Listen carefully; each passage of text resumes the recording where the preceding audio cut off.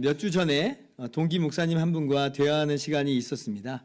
근데 대화 중에 제가 좀 충격을 받은 게 하나 있어요. 어떤 내용이었냐면 그 목사님의 딸이 다른 교회 청년부에서 활동하고 있는데 그 청년부 담당 사역자라고 하는 사람이 말하기를 자기는 욥기를 실제 역사로 생각하지 않는다는 거예요. 하나의 문학 작품일 뿐이고 일종의 비유일 뿐이다 라고 가르쳤다는 겁니다. 그래서 제가 기가 막혀서 아니 그 친구는 그러면 요나서도 실제 역사로 안 믿겠네요? 그랬더니 맞대요. 정말 그랬다는 거예요. 그러면서 이 목사님이 하시는 말씀이 더 충격적인 걸 말해주겠답니다. 그 청년부 담당 사역자는 창세기 1장 1절도 안 믿는데요.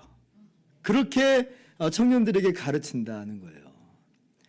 헉, 제가 완전히 충격을 받았습니다. 아니 뭐 평범한 성도님들이 그러는 건 이해할 수 있어요. 알아가는 과정이고 믿어가는 과정일 수 있으니까요. 목사님 저도 믿고 싶은데 잘 안 믿어져요. 어떡하죠? 아니 그럴 수 있죠. 그런데 사역을 하겠다고 신학을 하고 그래서 지금은 사역자가 되어서 사람들에게 하나님의 말씀을 가르치는 자가 그러고 있다는 건 도저히 용납이 안 되더라고요. 아니 하나님의 천지창조도 못 믿으면 그러면 예수님의 몸의 부활은 과연 믿겠는가? 죽었다가 3일 만에 다시 살아나신 걸 믿겠는가? 제가 물어보진 않았는데 아마 안 믿을 것 같아요. 너무 기가 막히더라고요. 아니 그러면 복음은 어디 있는 것이고 죄사함은 어디 있는 것이고 구원함은 어디에 있는 것인가? 그가 믿는 예수님은 어떤 분이고 그가 믿는 기독교는 뭔가? 그래서 그 목사님도 자기 딸을 그 교회에서 빼내려고 하는데 근데 이제 이런저런 이해관계가 막 있다 보니까 자기 말을 잘 안 듣는다는 거예요. 그래서 내가 지금 참 그게 고민이야 이렇게 말씀하시더라고요. 그럼 이제 여러분 이렇게 생각하실지도 모르겠습니다. 그 교회 아마 이단인가 보네. 그런데요 놀라지 마세요. 이단 아니고요. 우리나라 최대 교단 중에 하나에 속한 교회입니다. 제가 어디라고는 말 못 드리겠고 방송이 나가고 있어서 기성교단이에요. 가장 큰 교단이에요. 근데 그런 사람이 있다는 거예요. 제가 더 우려하는 건 이겁니다. 아니 분명 이 정도면 담임 목사님 귀에 들어갔을 거거든요.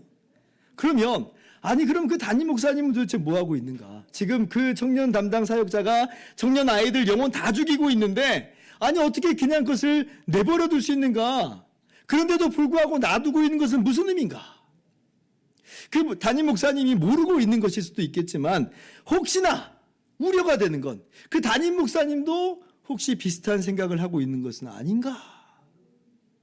그러니까 제가요 그 교단에 대한 신뢰가 확 떨어져 버렸어요. 제가 우리 청년들이 지방으로 대학교를 이제 가게 되면 교회를 좀 이제 확인하고 추천도 좀 해주거든요. 제가 그러면 그 교단은 그래도 괜찮아. 그 교단에 속한 교회면 그래도 괜찮아. 라고 했던 교단이었습니다. 그런데 이제 안 하려고요. 제가 그 교단에 대한 신뢰도가 확 떨어져 버린 거예요. 그만큼 충격을 많이 받았습니다. 여러분 갈라디아서는요. 이러한 중요한 문제를 다루고 있어요. 이러한 무거운 시각으로 우리가 읽어야 됩니다. 갈라디아서를 보면서 그래도 좋고 저래도 좋고 그럴 수도 있고 이럴 수도 있고 뭐가 어때서 다 좋아. 그렇게 할 수가 없어요. 그런 식으로 갈라디아서는 우리들에게 절대로 이야기하지 않습니다. 사도 바울이 전해준 은혜의 복음도 맞고 유대주의, 율법주의, 기독교도 맞고 둘 다 나름대로 의미가 있는 거야. 아니요. 절대로 그렇지 않아요. 갈라디아서는 절대 그런 식으로 우리에게 이야기하고 있지 않습니다. 오직 은혜의 복음은 율법주의 기독교와 양립할 수 없다. 명백하게 이야기해요. 둘 중에 하나는 거짓이에요. 그리고 갈라디아서 1장 8절에 따르자면 둘 중 하나는 저주를 받을 자들인 거죠. 그래서 사도 바울께서는 정말 피를 토하는 심정으로 오직 은혜의 복음을 선포하고 있고 변증하고 있고 그리고 율법주의 기독교에 대해서는 정말 신랄하게 공박하고 있는 것이에요. 왜냐하면 그러다가는 그 영혼이 망하거든요. 그 따라가다가는 갈라디아 교회 성도들이 망해버리거든요. 그러한 맥락 속에서 오늘 사도 바울께서는 이제 우리의 일상생활을 예를 들어서 하나님의 약속은 반드시 이루어지는 것이며 우리는 오직 믿기만 하면 거저 의롭다함을 얻고 그래서 하나님께서 약속하신 복을 얻어 누리게 된다라고 하는 것을 다시금 설명을 합니다. 15절 말씀이에요. 같이 한번 읽어봅시다. 시작. 형제들아 내 사람의 예대로 말하노니 사람의 언약이라도 정한 후에는 아무도 패하거나 더하거나 하지 못하느니라. 사람의 언약이라도 정한 후에는 아무도 패하거나 더하거나 하지 못하느니라. 여러분 이러한 신뢰를 우리가 구약 성경에서 찾아볼 수가 있는데요. 한번 약속을 하면 바꾸지 못한다는 그 신뢰예요. 어디 나오냐면 다니엘서 6장에 다니엘이 사자굴에 던져진 사건입니다. 그때 이 페르시아 제국의 다리오 왕이 간신들의 작당에 휘둘려 가지고 조소를 내려요. 그리고 거기에 왕의 도장을 딱 찍습니다. 어떤 내용이었냐면 이제부터 30일 동안에는 왕 외에 어떤 신에게나 어떤 사람에게나 무엇을 구하지 못하도록 한다는 거예요. 만약 그런 자가 있다면 그는 사자굴에 던져버릴 것이다 라고 하는 것을 딱 조서를 만들고 도장으로 딱 찍은 거예요. 근데 사실 이 금령이 누구를 타겟으로 하고 있냐면 다니엘을 바로 타겟으로 하고 있었습니다. 그러니까 다니엘을 넘어뜨리려고 이 간신들이 꾀를 쓴 거예요. 그러나 다니엘은 어때요? 그러한 금령이 내려진 줄 알면서도 하루에 3번 하나님께 기도합니다. 한마디로 목숨을 건 거예요. 아니나 다를까 그 사실이 다리오 왕의 귀에 들어갑니다. 그러니까 다리오 왕은 압불사한 거죠. 왜냐하면 다리오 왕은요 이 다니엘을 정말 아끼는 사람이었거든요. 그러면 우리는 이렇게 생각할 것 같아요. 아니 다리오 왕이 페르시아 대제국의 왕인데 절대군주잖아요. 그러면 그냥 없던 일로 하면 되는 거 아니야? 라고 우리는 생각할 수 있는데 조서를 취소하거나 폐기하거나 아니 예외 사항을 두면 될 것 같은데 근데요 성경을 보면 다리오 왕이 꼼짝을 못해요. 그렇게 하지를 못하는 거예요. 그렇게 하고 싶어도 막 간신들이 막 물고 막 늘어지는 겁니다. 페르시아 제국의 규례상 왕의 도장을 찍은 조서는 절대 고치지 못하는 것 왕도 아시지 않습니까? 라고 하면서 물고 늘어지는 거예요. 다니엘을 사자굴로 보내소서. 그래서 다리오 왕이 하루 종일 애를 쓰는데요. 결국 못하고요. 다니엘을 사자굴에 던져놓습니다. 오늘 말씀에 정확히 부합하는 신뢰죠. 사람의 언약이라도 정한 후에는 아무도 패하거나 더하거나 하지 못하느니라. 마치 그와 같이 사람의 언약도 그러할진데 하나님의 약속은 어떻겠느냐? 하나님의 약속은 절대로 폐하여지거나 변경되지 않는다는 거예요. 자, 그러면 하나님의 약속은 뭐예요? 하나님께서 일찍이 아브라함에게 말씀하시기를 창세기 13장 15절 봅니다. 보이는 땅을 내가 너와 내 자손에게 주리니 영원히 이르리라 약속하셨어요. 이것이 하나님의 약속입니다. 자, 그러면 이 약속은 어떻게 된다는 거예요? 그렇죠. 반드시 그렇게 되고야 마는 거예요. 여기에 어떤 조건이나 행위가 필요하지 않아요. 아브라함은 뭐 하기만 하면 돼요? 오직 하나님의 약속하신 하나님을 믿기만 하면 되는 거예요. 딴 것은 전혀 요구하지 않으셨어요. 그래서 아브라함이 아직 자기는 자식도 없는 그런 상황과 형편이면서도 그러나 하나님을 믿어요. 그러니까 하나님이 어떻다고 말씀하세요? 지난주에 창세기 15장 6절 아브라함이 여호와를 믿으니 여호와께서 이를 그의 의로 여기시고 말씀하시죠. 그저 아브라함은 믿어요. 그리고 하나님은 그러면 됐다는 거예요. 그럼 됐다. 그래서 지난주에 제가 갈라디아서 3장 7절 말씀드리면서 아브라함은 이렇게 믿음으로 의롭다함을 얻은 자의 시초다 그랬죠. 그런 의미에서 아브라함은 믿는 자의 조상이다. 우리는 아브라함의 자손이다. 이렇게 말씀을 드렸습니다. 목사님, 근데 아브라함이 하나님을 믿은 건 알겠는데, 근데 약속대로 정말 복을 받았는지 잘 모르겠는데요. 그 땅이 아브라함과 그 자손에게 영원히 주어졌나요? 주어지지 않은 것처럼 보이는데요, 목사님. 예, 언뜻 보면 그렇게 보입니다. 자, 그런데 여기에서 사도 바울께서는 정말 중요한 내용 하나를 우리에게 말씀하여 주세요. 그게 뭐냐면 이 땅이라고 하는 것이 단순히 눈에 보이는 가나안 땅 정도가 아니라 궁극적으로는 우리가 구원받아 거하게 되는 새하늘과 새 땅을 가리키고 있다는 것입니다. 그러니까 아브라함에게 지칭하셨던 이 땅이라고 하는 것은 그림자고 예표인 것이고요. 정말 하나님이 약속하신 땅은 뭐냐면 새하늘과 새 땅, 하나님의 나라라고 하는 것입니다. 오늘 말씀 16절을 한번 보세요. 이 약속들은 아브라함과 그 자손들에게 말씀하신 것인데 여럿을 가리켜 그 자손들이라 하지 아니하시고 오직 한 사람을 가리켜 내 자손이라 하셨으니 곧 그리스도라 말씀하시죠. 우리는 이 자손을 그냥 쉽게 이스라엘 사람들로 생각을 했는데 근데 뭐라 하시는 거예요? 아니라는 거죠. 이 자손은 단수다. 그러므로 이 자손은 그리스도를 가리킨다라고 말씀하신 거예요. 그러니까 아브라함과 그 자손이라고 하는 것을 사도 바울께서 뭐라고 말씀하신 거예요?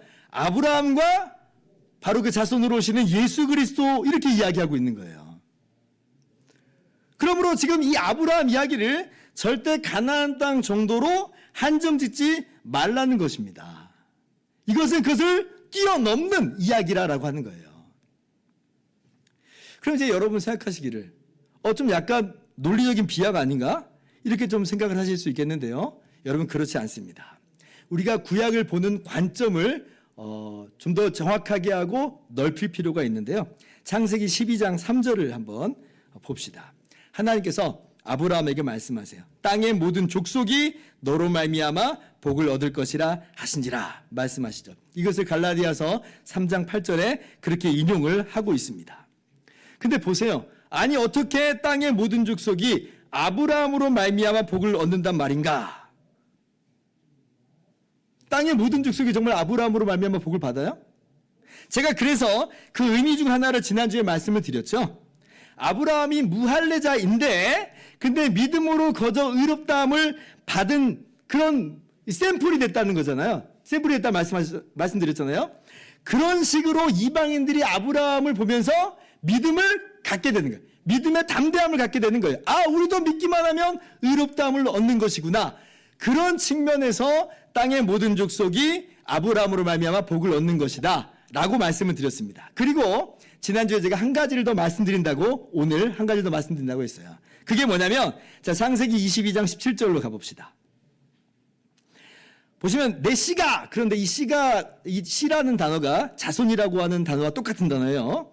자, 내 씨가 그 대적의 성문을 차지하리라.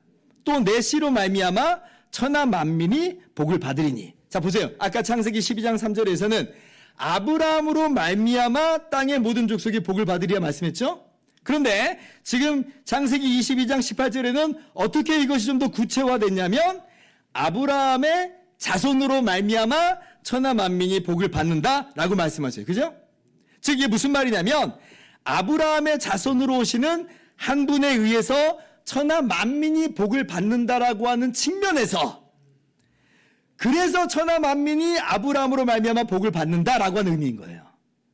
그러니까 아브라함으로 말미암아 천하 만민이 복을 받는다고 하는 의미는 사실은 아브라함의 자손으로 오시는 그분으로 말미암아 복을 받는 것이다라고 하는 것이에요. 자, 그러면 이 자손은 도대체 누구냐? 한번 깊게 생각해 보세요. 아브라함의 자손으로 말미암아 천하 만민이 복을 받는다. 이 자손이 누구냐? 오늘날 이스라엘 민족, 이스라엘 국가일까요? 그렇지 않은 건 분명한 것 같아요. 왜냐하면 지금 이스라엘 나라 때문에 팔레스타인이 복받고 있습니까? 그렇지 않잖아요. 천하 만민이 그 한 사람으로 말미암아 복을 받는다. 세상에 그런 사람이 어디 있어요? 다른 이로서는 구원을 받을 수 없나니 천하 사람 중에 구원을 받을 만한 다른 이름을 우리에게 주신 일이 없음이니라. 그런 사람은 도통 없어요. 누구 말고는? 누구 외에는? 예수 그리스도 외에는. 다른 이로서는 천하 만민이 복을 받을 길이 없는데, 그러나 오직 우리를 위해서 사람이 되어 오신 하나님의 아들, 우리 죄를 대신해서 십자가에서 죽으신 예수님으로 말미암아 천하 만민이 복을 받잖아요. 유대인이든지 이방이든지 간에, 남자든지 여자든지 간에, 부자든지 가난하든지 간에, 누구든지 우리를 위해서 대신 십자가에서 죽으신 예수님을 믿음으로 죄사함 받고 하나님의 나라를 유업으로 받게 되는 그런 복을 누리게 되잖아요. 바로 그것을 이야기하는 거예요. 그러니까 지금 창세기에서 말하는 이 아브라함의 씨는 예수님임이 분명한 것이고요. 그렇다면 아브라함과 그 자손에게 영원히 주신다고 하는 그 땅도 가나안 땅 정도가 아니라, 그렇죠, 새하늘과 새 땅에서 영원히 왕노릇 한다라고 하는 바로 그 의미를 우리가 분명히 이해할 수가 있는 것입니다. 그렇다면 우리는 하나님의 약속을 믿는 그 아브라함의 믿음을 따른다는 측면에서 우리가 뭘 받느냐면 믿음으로 유업을 받아요. 새하늘과 새 땅을 받는 거예요. 동시에 아브라함의 자손으로 오신 예수님과 한 몸을 이루었다는 측면에서 우리가 아브라함의 자손으로서 이 유업을 받는다, 이렇게도 말할 수가 있어요. 여기서 다른 것은 아무것도 요구되지 않아요. 우리가 뭔가를 해내야 새하늘과 새 땅의 유업을 받는 게 아니라 오직 하나님의 약속을 믿음으로, 예수 그리스도를 믿음으로 말미암아 거저히 하나님의 나라라고 하는, 새하늘과 새 땅이라고 하는 영광의 나라를 유업으로 받는 것입니다. 하나님의 약속은 폐하여지거나 변경되지 않는다. 하나님께서 너와 내 자손에게 이 땅을 영원히 누리라 하였으니 우리는 예수 그리스도 안에서 아멘 하여 받는 거예요. 예수님을 믿음으로 하나님의 약속을 거저 누리게 되는 거죠. 지금 사도 바울께서 이 이야기를 하는 이유는 다른 이유가 아니에요. 그 당시에 율법주의 기독교는 뭐라고 말했어요? 너희가 하나님의 나라를 유업으로 받기 위해서는 율법을 지켜야, 예수님을 믿는 것만으로는 충분하지 않고 율법을 지켜야 너희들이 정말 천국 갈 수 있는 거야, 이렇게 가르친 거예요. 그런데 오늘 사도 바울께서는 그렇지 않다라고 명백하게 이야기하는 거죠. 아브라함의 약속 이후에 몇백 년 뒤에 하나님께서 모세를 통해서 율법을 주셨습니다. 근데 그 율법이라고 하는 것이 율법주의 기독교가 말하는 것처럼 그것까지 지켜야 정말 새하늘과 새 땅이라고 하는 하나님의 나라를 유업으로 받는 것, 그런 것이 아니라는 거예요. 그렇게 가르치는 것은 잘못 가르친다라고 하는 거예요. 그렇게 가르친다고 하는 것은 하나님의 약속을 오히려 망가뜨리는 것이고 하나님의 약속을 변경시키는 것이고 패하는 그런 결과가 되어버린다. 그러므로 하나님의 영광을 가리는 것이다 라고 공박하고 있는 거죠. 17절, 내가 이것을 말하노니 하나님께서 미리 정하신 언약을 430년 후에 생긴 율법이 폐기하지 못하고 그 약속을 헛되게 하지 못하리라. 아멘. 우리는 하나님의 약속을, 그리스도 안에서 이루신 하나님의 약속을 믿음으로 거저 새하늘과 새 땅이라고 하는 영광의 나라를 유업으로 받으심을 믿으시기 바랍니다. 이게 우리 마음 가운데 분명히 새겨야 되는 진리예요. 하나님이 그렇게 약속하셨으니까 우리는 그 약속을 믿음으로써 하나님 나라 들어간다는 것이죠. 세상에 어떠한 다른 사조들이 지금 있다 할지라도 하나님의 약속은 폐해지지 않음을 여러분 믿으면서 흔들리지 않는 믿음 안에 견고히 서시기를 바랍니다. 그러므로 만약에 내가 오늘 세상을 떠나게 된다면 나는 과연 천국에 들어갈 수 있겠는가? 나는 과연 주님 다시 오실 때에 새하늘과 새 땅에 들어갈 수 있겠는가? 이제 뭐라고 대답하시겠어요? 아직도 부족한 것 같아요?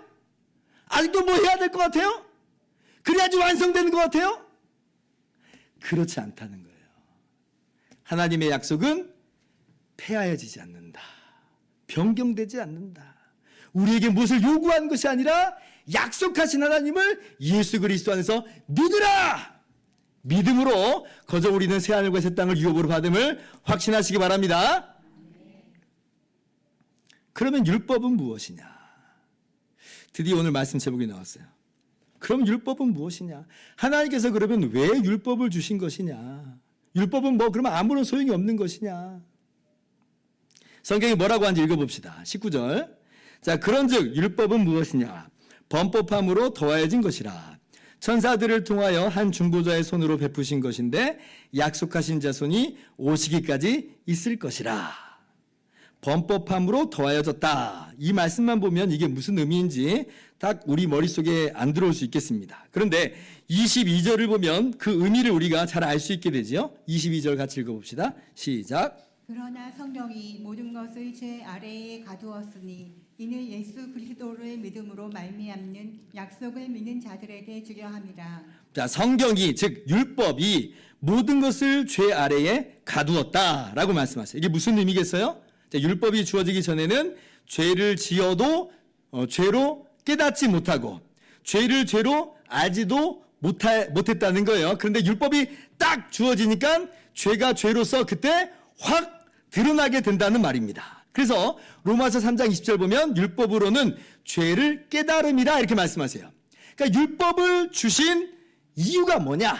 율법을 주신 목적이 뭐냐라고 할 때는 그 율법을 행함으로 말미암아 천국에 갈 수 있는 새하늘과 새 땅에 들어가는 그 길을 완성해내라는 게 아니라 뭐라는 거예요? 죄를 깨닫는 용도, 죄를 죄로 드러나게 하는 용도로 율법을 주신 것이다 라고 하는 거예요. 로마서 7장 7절. 그런즉 우리가 무슨 말을 하리요? 율법이 죄냐? 그럴 수 없느니라. 율법으로 말미암지 않고는 내가 죄를 알지 못하였으니 곧 율법이 탐내지 말라 하지 아니하였더라면 내가 탐심을 알지 못하였으리라. 율법으로 말미암지 않고는 내가 죄를 알지 못하였으니.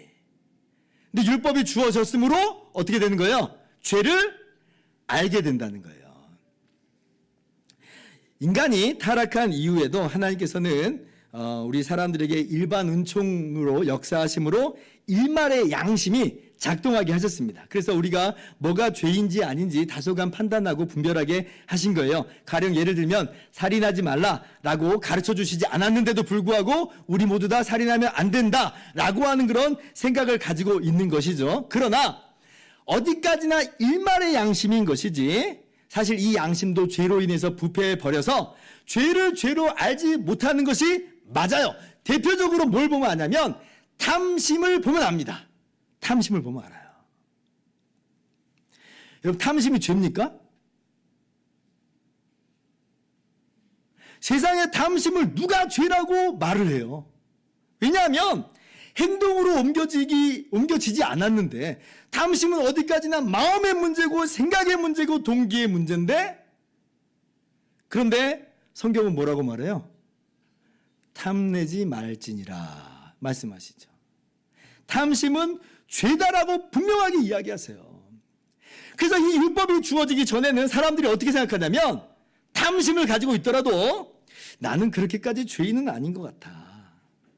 왜? 나는 본격적으로 지금 행동에 옮기지 않았으니까 이렇게 생각을 하는 거예요. 그러나 율법이 주어짐으로 말미암아 죄를 죄로 확 드러냅니다. 어디까지 하나님께서 보시는가를 말씀해 주세요. 마음과 생각과 동기의 영역도 하나님이 다 들여다보고 계신다. 거기서부터 우리가 하나님 앞에 떳떳하고 당당하게 서는 것을 하나님이 요구하신다는 것을 율법이 딱 보여주는 거예요. 우리는 행동거지만 좀 그럴듯하게 하면 하나님 앞에 설 수 있을 거라고 생각했는데 율법을 통해서 보니까 전혀 아니라는 걸 깨달은 거예요. 우리의 마음과 생각과 동기에서부터 우리가 하나님 앞에 떳떳하고 당당하게 서야 되는 존재들이었구나. 그래서 율법이 주어지기 전까지는 나는 그렇게 범법자는 아니야 하고 살았는데 하나님 보시기에는 정말 범법자인데 자기 혼자 그냥 그렇게 아닌 듯하고 살았는데 근데 율법이 딱 주어지니까 우리 모두가 깨닫는 바는 내가 얼마나 죄인인지 내가 하나님 앞에서 얼마나 범법자인지를 깨닫게 되는 거예요. 마치 어둠 속에 있다가 빛으로 딱 나오니까 얼룩도 보이고 점도 보이고 사실 나 하얀 줄 알았는데 하얗지 않고 회색이었어. 이런 것들이 보이는 거죠. 하나님께서 율법을 주신 이유가 뭐냐? 바로 이겁니다. 우리가 얼마나 더러운 죄인인지를 알게 하시는 것이고 얼마나 구제불능의 범법자인지를 알게 하시는 거예요. 나의 노력과 나의 행위라고 하는 게 얼마나 하찮은 것인지를 깨달아 알게 하는 거죠. 그래서 하나님의 은혜의 약속이 아니고서는 우리에게는 소망이 없구나 라고 하는 것을 깨달아 알게 하시는 겁니다. 오직 하나님의 약속으로만 구원을 받는 것이로구나 라고 하는 것을 깨달아 알게 하시는 거예요. 뭐를 통해서 알아요? 율법을 통해서 알아요.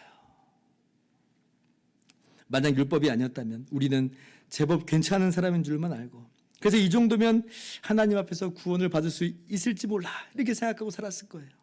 내지는 조금만 더 노력하면 혹시 구원에 도달할 수 있을 거라고 혹시 그렇게 착각하면서 사실 불가능한데 그렇게 신기루 잡듯이 신기루 따라가면서 그렇게 우리는 살았을 것이에요. 그런데 율법이 그러한 모든 우리의 잘못된 생각들을 다 부숴버립니다. 완전 다 부숴버려요. 네가 마음과 생각과 동기의 영역에서부터 하나님 앞에 떳떳하다는 거냐. 갈라디아서 3장 10절을 보면 율법은 모든 일을 항상 완벽하게 하는 걸 요구하는데 너가 그렇게 하나님 앞에서 당당하냐. 그렇지 못하죠. 그래서 루터는 이러한 율법의 기능을 망치라고 표현합니다. 망치.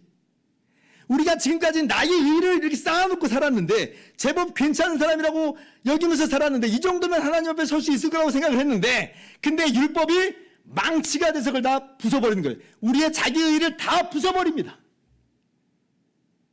칼빈은 율법을 거울이라고 표현해요. 율법을 딱 우리에게 비춰주는 거죠. 너 자신을 알라. 너 자신을 알라. 딱 보니까 우리는 그렇게 대단한 존재가 아닌 거예요. 그래서 우리를 죽이겠다고요? 아니요. 그렇게 우리의 자기 의를 박살내는 것으로 그렇게 우리의 자기 의를 죽이는 것으로 나의 유일한 구원은 오직 예수님밖에 없구나 라고 하는 것을 깨닫고 오직 예수님만을 의지하도록 하게 하는 거죠. 그래서 예수 그리스도 안에서 진정한 자유와 진정한 안식과 진정한 평안과 기쁨을 누리도록 하게 하는 것입니다. 그래서 아까 22절 하반절에 뭐라고 말씀하세요? 이는 예수 그리스도를 믿음으로 말미암는 약속을 믿는 자들에게 주려 함이라. 이것이 율법의 용도, 율법의 기능이다라고 하는 겁니다. 그러므로 여러분, 그래서 율법을 그거 지키면 너 살아, 그거 지키면 너 복받아. 이건요, 율법의 용도를 제대로 지금 사용하는 것이 아닙니다. 그건 율법의 진짜 용도를 모르고 있는 거예요. 율법은 그러라고 우리에게 주는 것 아니에요. 오히려 그런 생각, 그렇게 생각하고 그렇게 따라갔다가는 망하는 거예요. 아니 율법을 지키지 못하는 우리 자신의 모습만 발견하게 되는데요. 아무리 노력하고 있어도 우리는 율법대로 합당하지 못한 것을 발견하게 되는데요. 그럼 거기에는 형벌만 있고 두려움만 있고 저주만 있는 거예요. 거기에 끊임없이 억눌릴 수밖에 없어요. 율법은 그러라고 주신 게 아닙니다. 그렇기 때문에 지금 율법주의 기독교가 예수님 믿는 것만으로는 불충분하고 율법을 지켜야 진짜 구원받는 거야 라고 하는 것은 사탄의 소리, 그건 우리를 죽이는 소리입니다. 불가능한 것을 쫓아가게 해서 결국은 예수님이 주시는 진정한 자유와 구원을 못 누리게 하는 거예요. 거저 주시는 하나님의 약속을 못 누리게 하는 거예요. 그러므로 하나님께 마땅히 돌려야 될 영광까지도 다 차단해 버리는 거예요. 그러니까 사도 바울께서 다른 복음을 전하면 하늘로 쏘는 천사라도 저주를 받을지어다 이렇게 이야기하는 거죠. 오늘 우리가 율법의 이 바른 용도를, 바른 사용법을 알아야 될 것입니다. 죄를 죄로 드러나게 하여서 오직 예수님을 의지하도록, 예수님만을 믿도록 하는 기능이다. 사도 바울은 이것을 바로 초등교사다 이렇게 표현해요. 초등교사다. 24절 말씀 같이 읽어봅시다. 시작. 이같이 율법이 우리를 그리스도께로 인도하는 초등교사가 되어 우리로 하여금 믿음으로 말미암아 의롭다함을 얻게 하려 함이라. 율법을 지켜서 율법을 순종해서 의롭다 그렇게 하려고 율법 주셨다고요? 아니라는 거예요. 율법이 뭐라는 거예요? 초등교사다. 당시에 노예 중에 한 명을 이 주인집 아들의 후견인으로 훈육자로 세워서 그렇게 돌보도록 한 것을 초등교사라고 합니다. 어디까지나 노예예요. 성인이 될 때까지 훈육하는 기능을 할 따름이에요. 바로 율법이 그렇다는 거죠. 율법이 우리를 생명을 가져다주는 그러한 용도가 전혀 아니라는 것입니다. 그래서 루터는 이렇게 해석을 합니다. 잘 들어보세요. 율법의 중요한 점은 사람들을 더 나은 존재로 만드는 것이 아니라 더 나쁜 존재로 만드는 것이다. 즉 그들에게 죄를 보여주는 것이다. 그것을 알므로써 그들이 겸손하고 놀라고 상처받고 깨어지도록 하기 위해서다. 그리고 이로써 그들이 은혜를 구하고 그럼으로써 복되신 그리스도께 나오도록 하려는 것이다. 존 스토트 목사님이 이렇게 이야기를 합니다. 율법이 우리를 정죄하고 죽여야 비로소 우리는 의와 생명을 위해 그리스도를 부를 것이다. 율법이 우리를 스스로에 대해서 절망하게 해야 비로소 우리는 예수님을 믿게 될 것이다. 율법이 우리를 지옥에 이르기까지 낮춰야 비로소 우리는 복음이 우리를 하늘로 올려줄 것을 의지할 것이다. 율법의 또 다른 중요한 용도가 하나 있는데 그것은 나중에 갈라디아서 5장에서 제가 말씀을 드리도록 하겠습니다. 오늘은 본문을 따라서 여기까지만 말씀을 드리겠습니다. 이제 말씀을 마칩니다. 두 가지를 제가 여러분들과 함께 나눴습니다. 첫째, 하나님의 약속은 결코 폐하여지지 않는다. 변경되지 않음을 믿으시기 바랍니다. 예수님 믿는 자를 거듭 의롭다 하시고 자녀 삼으시고 새하늘과 새 땅을 유업으로 약속하여 주셨어요. 우리가 뭘 행해서 노력해서 얻는 것이 아니라 하나님의 약속대로 오직 우리를 위해서 십자가에서 죽으신 예수님을 믿기만 하면 되는 거예요. 정말 은혜예요. 예수님이 우리의 의로움이 되셨어요. 다른 어떠한 사상과 사조에 흔들리지 말고 또 불안해하지 말고 확신을 가지고 나가시기를 바랍니다. 둘째로 말씀드린 것은 다만 율법으로는 의롭다함을 얻으려고 하는 그런 용도가 아니라 죄를 심히 죄로 깨달아 알게 하는 용도다. 그래서 오직 예수님을 의지하도록 하는 것임을 여러분이 분명히 아시기를 바랍니다. 그러므로 여러분 내가 율법을 좀 지켰다고 자랑할 것 하나도 없어요. 또 다른 사람들 율법대로 살지 못한 거 보면서 판단하고 정죄할 것도 아니에요. 율법은 그러라고 주신 게 아니에요. 오직 내가 정말 죄인임을 발견할 따름이고 그래서 이러한 죄인을 구원해 주시는 하나님께 정말 영광을 돌리게 하는 용도, 그것이 바로 율법의 용도다. 그렇게 겸손함으로 나아가실 수 있기를 바라고 정말 오직 예수님만을 믿고 의지하는 저와 여러분의 모든 삶이 되기를 주님의 이름으로 축원합니다. 기도하겠습니다.